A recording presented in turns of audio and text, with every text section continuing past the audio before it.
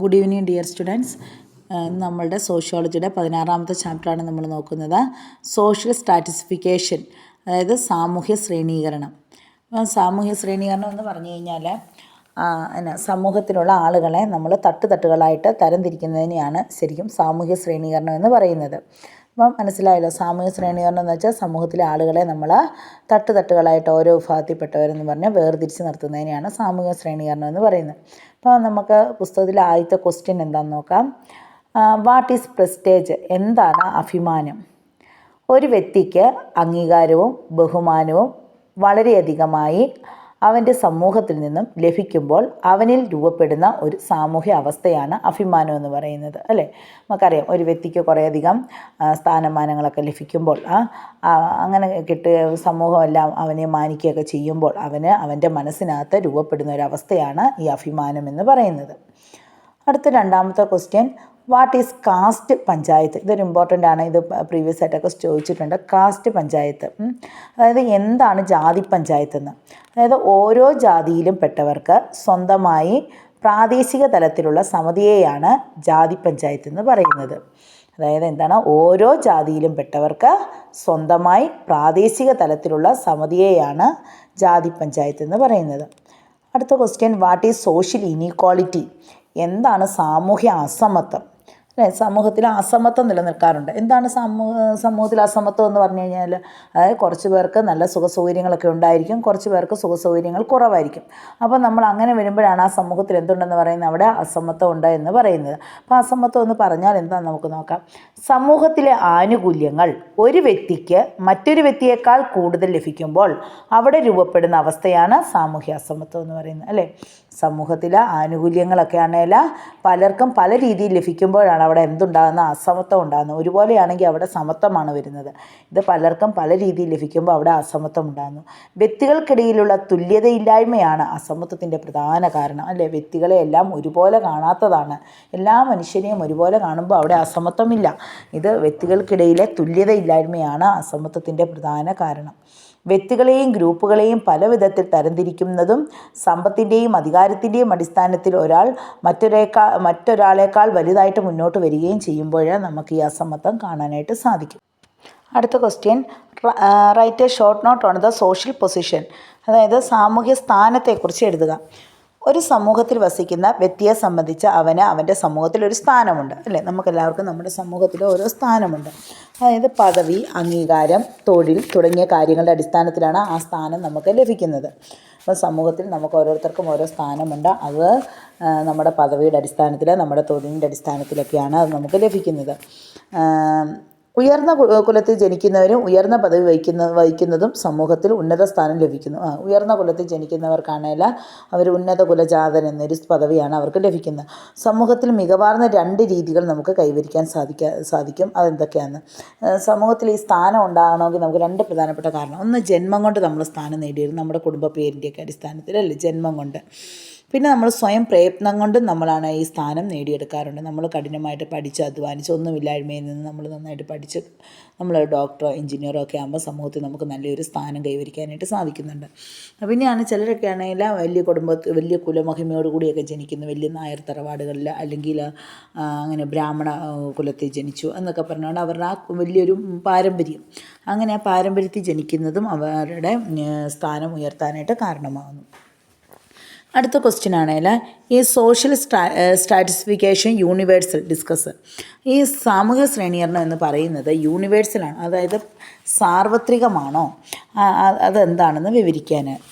അപ്പോൾ സാമൂഹ്യ ശാസ്ത്രജ്ഞന്മാരുടെ അഭിപ്രായപ്രകാരം ആദ്യകാല സമൂഹത്തിൽ വിവിധ ഗ്രൂപ്പുകളൊന്നും ഉണ്ടായിരുന്നില്ല. അന്ന് ഈ സാമൂഹ്യ ശ്രേണീകരണം നമുക്ക് കാണാൻ സാധിക്കുകയില്ല. ആദ്യകാലത്ത് മനുഷ്യൻ രൂപപ്പെട്ട ആ ആദ്യ കാലഘട്ടത്തിൽ ഇങ്ങനെ ഈ സാമൂഹ്യ ശ്രേണീകരണമോ ഗ്രൂപ്പുകളോ ഒന്നും ഉണ്ടായിരുന്നില്ല. എല്ലാ ഗോത്രങ്ങളും തുല്യരായിരുന്നു. അപ്പോൾ ആദ്യ കാലഘട്ടത്തിൽ എല്ലാ ഗോത്രങ്ങളും തുല്യരായിരുന്നു. ഇത്തരം സമൂഹത്തിൽ വേട്ടയാടി അലഞ്ഞു തിരിഞ്ഞ് ജീവിച്ചിരുന്ന ആളുകളാണ് ഉണ്ടായിരുന്നത്. അപ്പോൾ ആദ്യകാല സമൂഹത്തിലെ ആളുകളെല്ലാം തന്നെ വേട്ടയാടി അലഞ്ഞു തിരിഞ്ഞ് ജീവിക്കുന്ന ഒരു ജീവിത രീതിയാണ് ഉണ്ടായിരുന്നത്. അവിടെ ഗ്രൂപ്പുകളോ സാമൂഹ്യ ശ്രേണീകരണമോ ഒന്നും ഉണ്ടായിരുന്നില്ല. അധികാരം, സമ്പത്ത്, പദവി എന്നിവയൊന്നും നിലനിന്നിരുന്നില്ല. വർഗവ്യത്യാസവും ഉണ്ടായിരുന്നില്ല. ലിംഗഭേദത്തിൻ്റെ അടിസ്ഥാനത്തിലുള്ള ഒരു തൊഴിൽ വിഭജനം മാത്രം നിലനിന്നിരുന്നു. അവിടെ ആദിമ കാലഘട്ടത്തിലാണെങ്കിൽ യാതൊരുവിധ വ്യത്യാസങ്ങളും ഉണ്ടായിരുന്നില്ല. അവിടെ ഒറ്റ ഒരു വ്യത്യാസം ഉള്ളായിരുന്നു. ലിംഗഭേദത്തിൻ്റെ അടിസ്ഥാനത്തിലുള്ള ഒരു തൊഴിൽ വിഭജനം അവിടെ നിലനിന്നിരുന്നു. അതായത് മുതിർന്നവരെ അനുസരിക്കുക, പുരുഷന്മാരെ ബഹുമാനിക്കുക എന്നീ വിശ്വാസങ്ങൾ നിലനിർത്തിപ്പോന്നു. ഇന്നത്തെ സാമൂഹ്യ ശാസ്ത്രജ്ഞന്മാർ പുരാതന കമ്മ്യൂണിസത്തിൽ മുഴുവനും വിശ്വസിക്കുന്നില്ല. പുരാതന കാലഘട്ടത്തിലെ ആളുകൾക്കിടയിൽ അസമത്വം നിലനിന്നിരുന്നു എങ്കിലും ലിംഗഭേദ അടിസ്ഥാനത്തിലുള്ള വ്യത്യാസങ്ങൾ നിലനിന്നിരുന്നു. സമൂഹം വളരുന്നതിനനുസൃതമായി സമൂഹത്തിൽ രൂപം കൊള്ളുന്ന സങ്കീർണതകളാണ് സാമൂഹ്യ ശ്രേണീകരണത്തിന് കാരണമായി തീർന്നത്. അപ്പോൾ സമൂഹം വളരുന്നതിനനുസരിച്ച് സമൂഹത്തിൽ പലതരം മാറ്റങ്ങൾ വന്നു. ആ മാറ്റങ്ങളാണ് സാമൂഹ്യ ശ്രേണീകരണത്തിന് കാരണമായി തീർന്നത്. ആദ്യ കാലഘട്ടത്തിൽ ഇങ്ങനെ സാമൂഹ്യ ശ്രേണീകരണമോ ഗ്രൂപ്പുകളോ ഒന്നും നമുക്ക് കാണാനായിട്ട് സാധിച്ചിരുന്നില്ല. Write a short note on the concept of social stratification. സാമൂഹ്യ ശ്രേണിയെ എന്ന ആശയത്തെക്കുറിച്ച് വിവരിക്കുക. സാമൂഹ്യ ശ്രേണീകരണം എന്താണ് എന്ന് വിവരിക്കുക. അപ്പോൾ ഒറ്റ വാക്കിൽ പറഞ്ഞാൽ സാമൂഹ്യ ശ്രേണീകരണം എന്ന് പറഞ്ഞു കഴിഞ്ഞാൽ ഇത്രയേ ഉള്ളൂ. സമൂഹത്തിലുള്ള ആളുകളെ തട്ടുതട്ടുകളായിട്ട് തരംതിരിക്കുന്നു. അതൊന്ന് ഓർത്ത് വെക്കുക. ഇനി എല്ലാ മനുഷ്യ സമൂഹങ്ങളിലും കാണപ്പെടുന്ന ഒരു പ്രത്യേകതയാണ് ഈ സാമൂഹ്യ ശ്രേണി. എവിടെ എടുത്ത് നോക്കിയാലും ഈ ഒരു സാമൂഹ്യ ശ്രേണീകരണം നമുക്ക് കാണാനായിട്ട് ഏതൊരു സമൂഹത്തിലെയും ജനങ്ങൾക്കിടയിൽ വർഗീകരണവും ക്രമീകരണവും നിർണയവുമാണ് സാമൂഹ്യ ശ്രേണീകരണം കൊണ്ട് ഉദ്ദേശിക്കുന്നത്. അതായത് ഓരോ മനുഷ്യരെയും അവനവൻ്റെ പൊസിഷൻ അനുസരിച്ച് തരംതിരിച്ച് നിർത്തുന്നതിനെയാണ് നമ്മൾ സാമൂഹ്യ ശ്രേണീകരണം എന്ന് പറയുന്നത്.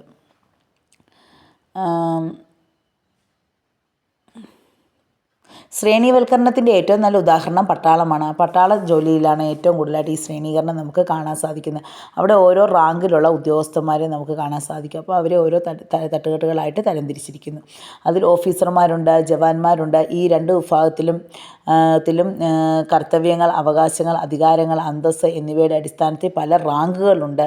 വ്യക്തിയും സമൂഹവും എല്ലായിടത്തും വ്യത്യസ്തങ്ങളാണ്. സമൂഹത്തിൻ്റെ ആണിക്കല്ല് ഇത്തരം വൈവിധ്യങ്ങളാണ്. അടുത്ത ക്വസ്റ്റ്യൻ, ഡിഫൈൻ സോഷ്യൽ സ്ട്രാറ്റിഫിക്കേഷൻ. എന്താണ് സോഷ്യൽ സ്ട്രാറ്റിഫിക്കേഷൻ എന്ന് പറഞ്ഞാൽ? അതായത് നേരത്തെ പറഞ്ഞ പോലെ തന്നെയാണ് സമൂഹത്തിലെ ആളുകളെ തട്ടുതട്ടുകളായിട്ട് തരംതിരിക്കുന്നതിനെയാണ് നമ്മൾ സാമൂഹ്യ ശ്രേണീകരണം എന്ന് പറയുന്നത്. അതായത് മേലാളന്മാരും കീഴാളന്മാരും തമ്മിലുള്ള ബന്ധം, അതായത് ഉയർന്ന ജാതിക്കാരും താഴ്ന്ന ജാതിക്കാരും തമ്മിൽ അവരെ വേർതിരിച്ച് നിർത്തുന്നതാണ് ഈ സാമൂഹ്യ ശ്രേണീകരണം എന്ന് പറയുന്നത്. ഇനി അടുത്ത ഡിഫൈൻ കാസ്റ്റ്. ജാതി എന്നാൽ എന്താണ്? ജാതി എന്ന് പറഞ്ഞാൽ എന്താണ്? ഒരാൾ ഒരു വർഗത്തിൽ ജനിക്കുകയും ആ വർഗത്തിൽ നിന്ന് മാറാൻ യാതൊരു മാർഗവും ഇല്ലാതിരിക്കുന്ന വിധത്തിൽ അയാളുടെ പദവി മുൻകൂട്ടി നിർണ്ണയിക്കപ്പെടുകയും ചെയ്യുന്നുവെങ്കിൽ ആ വർഗസ്ഥിതിയാണ് ജാതി എന്ന് പറയുന്നത്. Explain the characteristics of caste. ജാതിയുടെ സവിശേഷതകൾ വിവരിക്കുക. സമൂഹത്തെ ഖണ്ഡമായിട്ട് വിഭജിച്ചിരിക്കുന്നു. ഒന്നാമത്തെയാണ് സമൂഹത്തെ ഖണ്ഡമായി വിഭജിച്ചിരിക്കുന്നു. രണ്ടാമത്തെ സാമൂഹ്യവും മതപരവുമായ അധികാര ശ്രേണി. മൂന്നാമത്തെ ഭക്ഷണം, സാമൂഹ്യ ഇടപെടലുകൾ എന്നിവയിലെ നിയന്ത്രണം. 4 സ്വഗണ വിവാഹം. 5 തൊഴിൽ തിരഞ്ഞെടുക്കുന്നതിനുള്ള നിയന്ത്രണം. ഇത്രയൊക്കെയാണ് ജാതിയുടെ സവിശേഷതയായിട്ട് പറയപ്പെടുന്നത്. അപ്പോൾ എന്തൊക്കെയാണ്? ആദ്യമായിട്ട് തന്നെ ഖണ്ഡമായ വിഭജനം. സമൂഹത്തെ നമ്മൾ ഖണ്ഡമായിട്ട് വിഭജിച്ചിരിക്കുന്നു. അതുപോലെ തന്നെ സാമൂഹ്യവും മതപരവുമായ അധികാര ശ്രേണി, ഭക്ഷണം, സാമൂഹ്യ ഇടപെടലുകൾ എന്നിവയിലെ നിയന്ത്രണം, സ്വഗണ വിവാഹം, സ്വന്തം ജാതിയിൽ നിന്ന് മാത്രം വിവാഹം കഴിക്കുക.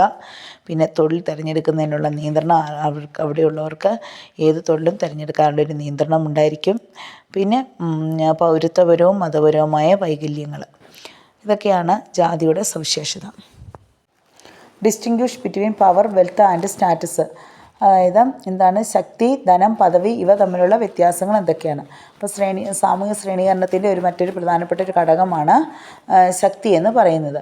മറ്റുള്ളവരുടെ പെരുമാറ്റത്തെ അവരുടെ ഇച്ഛയ്ക്കും എതിർപ്പിനും എതിരായിരുന്നാൽ കൂടി നിയന്ത്രിക്കാനുള്ള കഴിവാണ് ശക്തി എന്ന് പറയുന്നത്. ഇനി ധനം എന്ന് പറഞ്ഞു കഴിഞ്ഞാൽ സാമൂഹ്യ ശ്രേണീകരണത്തെ തീരുമാനിക്കുന്ന മറ്റൊരു പ്രധാനപ്പെട്ട ഒരു ഘടകമാണ് ധനം എന്ന് പറയുന്നത്. അതായത് ഒരു വ്യക്തിയുടെ അല്ലെങ്കിൽ സമൂഹത്തിൻ്റെ ഭൗതിക ആസ്തികളുടെ മൂല്യം, സ്ഥലം, കെട്ടിടങ്ങൾ, സ്വർണം, പണം, വാഹനങ്ങൾ തുടങ്ങിയ ആസ്തികളുടെ ആകെത്തുകയാണ് ധനം എന്ന് പറയുന്നത്. അടുത്ത പദവിയാണ്. പദവി അത് സാമൂഹിക ശ്രേണീകരണത്തെ സ്വാധീനിക്കുന്ന മറ്റൊരു പ്രധാനപ്പെട്ട ഘടകമാണ് പദവി. ഒരു സമൂഹത്തിൽ വ്യക്തിക്ക് ലഭിക്കുന്ന പദവികൾ അത് അദ്ദേഹത്തിൻ്റെ വ്യക്തിത്വത്തെയും പെരുമാറ്റത്തെയും ആശ്രയിച്ചാണ് ഇരിക്കുന്നത്. ഒരു സമൂഹത്തിൽ ഒരു വ്യക്തിക്ക് ലഭിക്കുന്ന പദവി എന്ന് പറഞ്ഞാൽ അവരുടെ പെരുമാറ്റത്തെയും അവരുടെ വ്യക്തിത്വത്തെയൊക്കെ ആശ്രയിച്ചാണ് ഇരിക്കുന്നത്. Explain the merits of the caste system. ജാതി വ്യവസ്ഥയുടെ ഗുണങ്ങൾ എന്തൊക്കെയാണ്? അതായത് ജാതി വ്യവസ്ഥ സമൂഹത്തിലെ ഐക്യരൂപമുള്ള ഒരു വിഭാഗമാണ് ജാതി എന്ന് പറയുന്നത്. സമൂഹത്തിലെ ഐക്യരൂപമുള്ള വിഭാഗമാണ് ജാതി. ജാതീയത ഓരോ ജാതിയിൽപ്പെട്ടവർക്കിടയിലും സഹകരണബോധവും സഹജ അവബോധവും ഉളവാക്കുന്നു. സാമൂഹ്യ സുസ്ഥിരതയുടെ ഉറവിടമാണ് ജാതി. ഹിന്ദു സമൂഹത്തിൻ്റെ ഘടന വ്യവസ്ഥയായി ജാതി വർദ്ധിക്കുന്നു. പിന്നെ മിശ്ര വിവാഹമാണേൽ എല്ലാ ജാതിക്കാരും നിരോധിച്ചിരിക്കുന്ന ഒരു കാര്യവും കൂടിയാണ്. ഇത്രയൊക്കെയാണ് ജാതിയുടെ പ്രത്യേകതകളെന്ന് പറയുന്നത്. ഇനി അടുത്തത് explain the demerits of caste system. ജാതി വ്യവസ്ഥയുടെ ദോഷങ്ങൾ എന്തൊക്കെയാണ്? ജാതി വ്യവസ്ഥ സമൂഹത്തിൽ അസമത്വം കൊണ്ടുവരുന്നു, സംഘർഷം കൊണ്ടുവരുന്നു. പിന്നെ ജാതി ചിന്ത ദേശീയബോധത്തിൻ്റെ വളർച്ചയെ തടയുന്നു, ജനാധിപത്യത്തിൻ്റെ വളർച്ചയെ തടയുന്നു, സ്ത്രീകളുടെ പദവിയോടെ ക്ഷയിക്കുന്നു, മതപ്രവർത്തനങ്ങൾക്ക് ജാതീയമായ വിവേചനം കരുതുന്നു. ഇതൊക്കെയാണ് ജാതി വ്യവസ്ഥ കൊണ്ടുള്ള ദോഷങ്ങൾ. ഇനി അടുത്തത് ഡിഫൈൻ ക്ലാസ്. വർഗം എന്ന് പറഞ്ഞാൽ എന്താണ്? ഒരു സമൂഹത്തിൽ ഏറെക്കുറെ ഒരേ സാമൂഹ്യ പദവിയുള്ള ആളുകളുടെ കൂട്ടമാണ് ഒരു വർഗം എന്ന് പറയുന്നത്. ഇനി explain the characteristics of class system. വർഗത്തിൻ്റെ സവിശേഷതകൾ വിവരിക്കുക. ഒരേ പദവിയിലുള്ള സംഘം. വർഗം എന്ന് പറയുമ്പോഴത്തേന് വർഗത്തിൻ്റെ സവിശേഷതയാണ് ഒരേ പദവിയിലുള്ളവരായിരിക്കും. പദവി ജന്മനാ നേടിയെടുക്കുന്നതായിരിക്കും. അത് പദവി എന്ന് പറയുന്നത് ജന്മനാ നേടിയെടുക്കുന്നതല്ല. പദവി ജന്മനാ നേടിയെടുക്കുന്നതല്ല. നമ്മുടെ കഷ്ടപ്പാട് കൊണ്ട് നമ്മൾ പഠിച്ച് നേടിയെടുക്കുന്ന, അല്ലെങ്കിൽ നമ്മൾ എന്തെങ്കിലുമൊക്കെ തൊഴിലൊക്കെ ചെയ്ത് നേടിയെടുക്കുന്നതായിരിക്കും നമ്മുടെ പദവി എന്ന് പറയുന്നത്. പദവി നമുക്ക് ജന്മനാ ലഭിക്കുന്ന ഒന്നല്ല.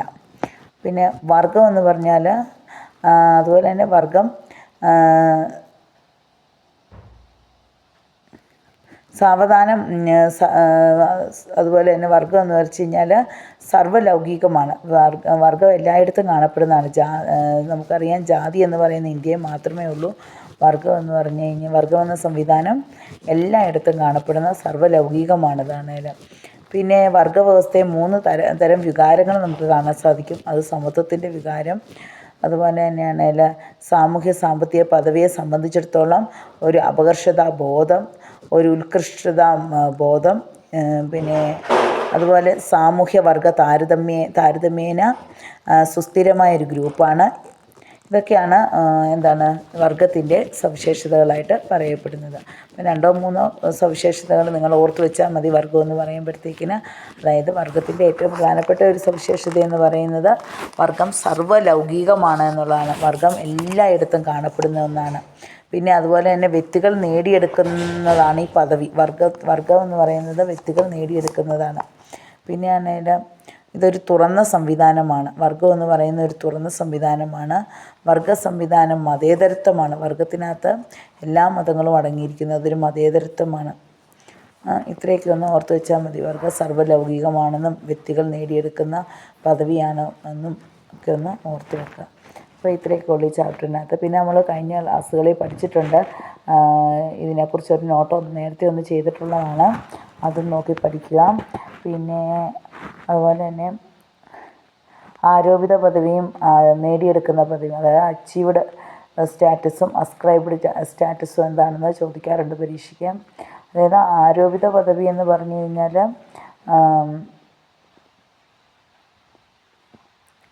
നമുക്ക് ആരോപിച്ച് കിട്ടിയിരിക്കുന്നതാണ്. നമ്മൾ ജനിക്കുമ്പോഴേ നമുക്ക് ആ പദവി കിട്ടിക്കൊണ്ടാണ് നമ്മൾ വരുന്നത്. ജന്മനാ നമുക്ക് ലഭിക്കുന്നതാണ് ആരോപിത പദവി എന്ന് പറയുന്നത്. എന്നാൽ അച്ചീവ്ഡ് സ്റ്റാറ്റസ് നേടിയെടുക്കുന്ന പദവി എന്ന് പറയുന്നത് നമ്മുടെ കഷ്ടപ്പാട് കൊണ്ട്, അല്ലെങ്കിൽ നമ്മുടെ കഠിനാധ്വാനം കൊണ്ടൊക്കെ ആണെങ്കിൽ നമ്മൾ നേടിയെടുക്കുന്നതാണ് അച്ചീവ്ഡ് സ്റ്റാറ്റസ് എന്ന് പറയുന്നത്, അല്ലെങ്കിൽ നേടിയെടുക്കുന്ന പദവി എന്ന് പറയുന്നത്. അപ്പം ഇത്രയൊക്കെയാണ് ഈ ചാപ്റ്ററിനകത്ത് ഏറ്റവും ഇമ്പോർട്ടൻ്റ് ആയിട്ടുള്ള കാര്യങ്ങളൊക്കെ. നല്ലപോലെ പഠിക്കുക. ജാതിയും വർഗവും തമ്മിലുള്ള വ്യത്യാസം, അതാണ് ഏറ്റവും മെയിനായിട്ട് പഠിക്കേണ്ടത്. ജാതിയും വർഗവും തമ്മിലുള്ള വ്യത്യാസം നേരത്തെ ഒന്ന് ടീച്ചർ ചെയ്തിട്ടിട്ടുണ്ട്. അത് നോക്കി പഠിക്കുക നിങ്ങൾ. ജാതിയും വർഗവും തമ്മിലുള്ള വ്യത്യാസം എന്താണെന്നും അതുപോലെ പിന്നെ ക്ലാസ് എന്താണെന്നും ഒക്കെ നിങ്ങൾ നന്നായിട്ടൊന്ന് നോക്കി പഠിച്ചു വെക്കുക. അതുപോലെ സോഷ്യൽ സ്ട്രാറ്റിഫിക്കേഷൻ എന്താണ്, അതിൻ്റെ ഡെഫിനിഷൻസ് എന്താണെന്നൊക്കെ ഒന്ന് നോക്കുക. അപ്പോൾ എന്നിട്ട് നല്ലപോലെ വായിച്ച് പഠിക്കുക. ഓക്കെ.